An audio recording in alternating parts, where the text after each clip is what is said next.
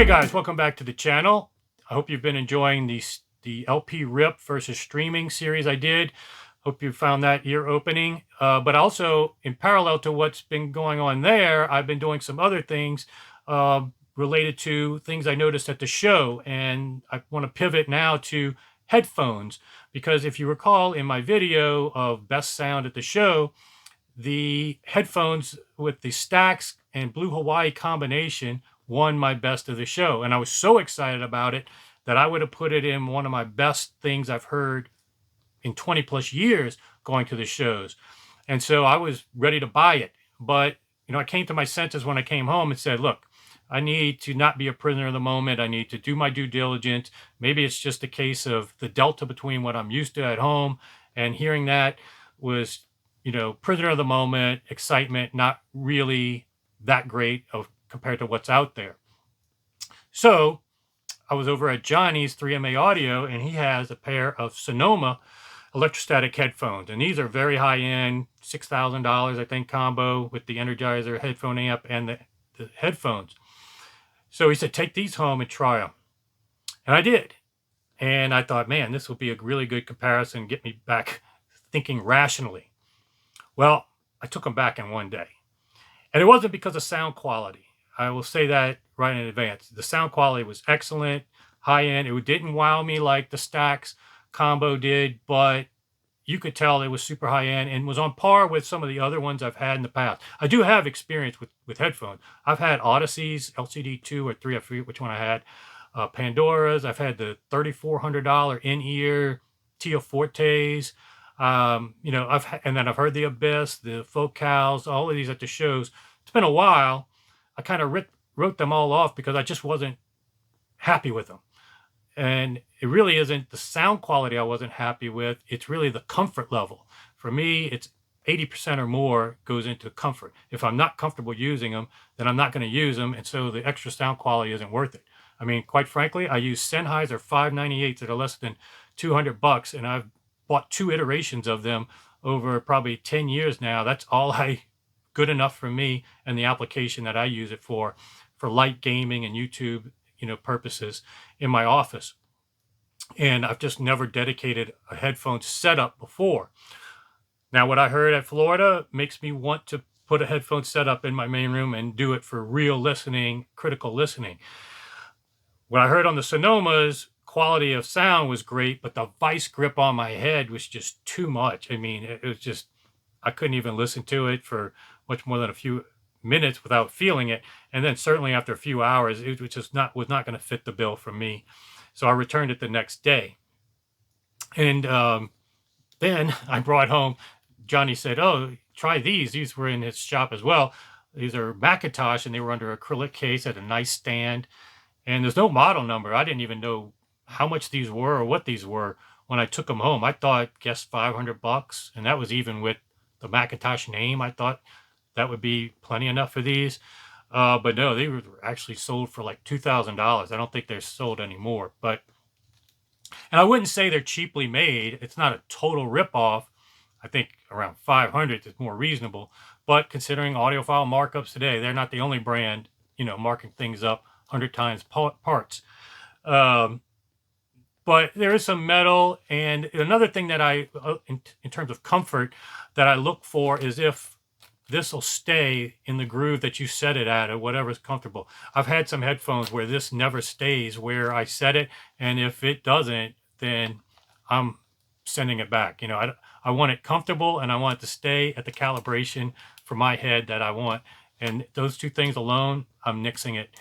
It doesn't even pass. Whatever it sounds like, not going to work. But with these, I was actually somewhat impressed by the sound when I first heard them because my expectations were fairly low, especially coming from the Sonoma. I thought that these were going to be really bad, and they actually sounded pretty good. Not that big of a delta, definitely a delta between the Sonomas, but wasn't that big. But then when I compared these to my Sennheiser, then I was like, well, these are really overpriced because the Sennheiser's not, in some cases, I liked it even better. And I think somewhat that has to do with the closed back. I'm not a closed back guy, at least with the models I've I've tried and the music I'm listening to, I just haven't gotten to be a fan. I'm also not a fan when it's vice grip, closed back, and you get that airtight seal, and then you get microphonics just by touching the cable. I mean, this is why I'm not a fan of turntables, unless you do the vinyl rips where you can take out the ticks and pop and surface noise, because guess what's not high fidelity? I don't care if you're objective or subjectivist.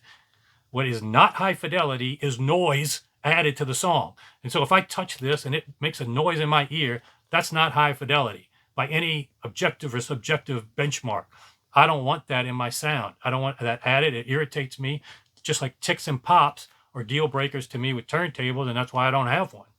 But again, that's my little nuance and pet peeve, and I'm explaining those to you so you know where you might deviate from me in terms of your preferences. But I really wasn't that impressed by these either. I'd put them in a tier of 500 and below. I'm not going to go into the nuances and the weeds of detail, bass response, all these things with these headphones, because there's other guys that have more experience than me and with different models in these budget ranges that can go into the weeds if you're really interested in these. I'm just putting them in tiers based on what I heard, and I'd put these in the 500 or below bucket. Now, along those lines of reviewers, it's a good segue. One thing I have been doing and want to maybe get you guys help with is finding reviewers of these headphones that may be credible. What I did find was the Z Reviews guy. I knew about him, but I never really watched his reviews. He's got that GoPro style of head camera reviewing. It seems to be really popular. I watched some of his videos on headphones, and he seemed to have the same experience with Stax being like the holy grail and then everybody else in another bucket. And so I was like, man, maybe we have same ears and ear to ear. Now, I've watched some of his other videos where he kind of likes the rectangular headpieces on Stax versus the more expensive models. So I don't know, I don't think he has reviewed the one that I'm interested in. So I'm looking for any other reviewers that'll get me more. I don't want to be a prisoner of the moment. I'm trying to do my due diligence, make sure what I heard is legit and worth the $12,000 I would be spending with this. But it also brings up, and I really shouldn't even get into this, but it's a good segue and a funny story, because when I was speaking of reviewers, I was listening to the Sonomas, and when I was, one of the channels started distorting. And it wasn't because of the effect of it was a cable issue. It was a used pair, so the cable was still loose or whatever, had problems over time. So I'm not dinging Sonoma on that aspect. But what was funny is I was watching an OCD Mikey, the YouTube channel. I've known Mikey, for the VeraStar guy, from before he even had a channel. And sometimes we text back and forth. But anyway, I was watching one of his videos, getting caught up on all the industry drama, which people have been also emailing me and asking me, texting me, what do you think about this? What do you think about that? So I was getting caught up, and I was listening to him, and that's when it started distorting. On one, I was like, man, I got to call Mikey, tell him he's broke my headphones with his voice. But anyway, it was kind of funny because then I was also getting caught up on this industry drama. And I don't want to get into the weeds of what's going on, but I will just say this. It's entertaining, and I raise my hand. I fall for the clickbait element of this kind of stuff and the drama. As I told you before, I'm a fan of UFC. Hey, I'm even wearing a Macho Man wrestling shirt here. I mean, I used to love this trash talk and the drama, controversy sells, and that works with YouTube as well. So there's four really things that go into kind of these videos and the drama that's going on. So I probably don't even need to tell you guys this, because you guys are, my channel has what I'm very impressed with. You guys are all very educated with no trolls. So I'm probably going overboard even explaining this to you. But for those that don't know, there's really four aspects that go into these videos, okay? Number one, a lot of these videos are bringing up legitimate things. And that's fun to learn. If you don't know about some of these things that go on in the industry, that's of value. But there's three other things that go into it too sometimes. Sometimes it's insecurity, narcissism, or what I think in most cases, it's clickbait.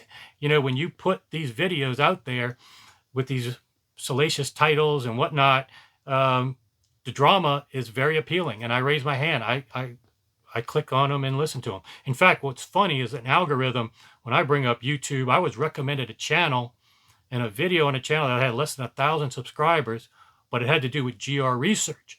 And because I have so many videos on GR research, I guess YouTube recommended this channel. And what was funny about this particular video is that it was a call out of a guy that called out Danny for Danny's call out. So I was going in reverse, catching up with all of this drama in the industry. And so it's been entertaining. You know, I'm not going to get in the weeds. I do have a membership channel where, you know, I'll do call outs myself when it's necessary. And I will give examples of where maybe a reviewer lost my trust because of what he said. And I will give examples and stuff like that. And certainly in the private text groups and all that, we can bust people's balls and do stuff like that. I'm not going to get into that stuff again on the public channel at this point.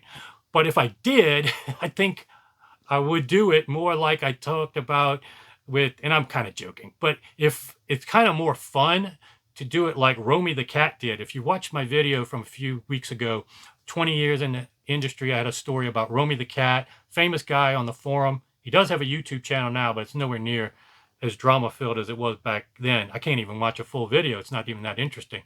But back then, he used to be very vitriolic and trash talker, great stuff. In fact, what I'll do, I'll give a link. He deserves credit. I don't want to take credit for his stuff. I will share a link with you on his website. He still has a website where he does audio satire. And it's pretty funny stuff. I don't agree with, he mentions a brand and then gives his own little roast of each brand. And it's pretty funny. I don't agree with all of them, although the Stereophile one is like dead on. It's very good. So I'll give a link here. You could do it.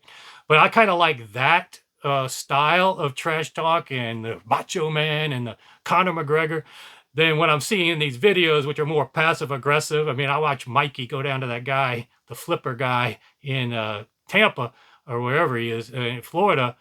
And he was the nicest way of saying your system sucked. At least that's what I got the impression he was saying. And some of these other ones are very passive aggressive, which, hey, look, in the grand scheme of things, we got to keep things civil. So if you want to do the clickbait stuff, if you want to do all this stuff, create a little drama, no hate from me. So again, I don't need to tell you guys all this. You can figure it out for yourself. You guys are smart.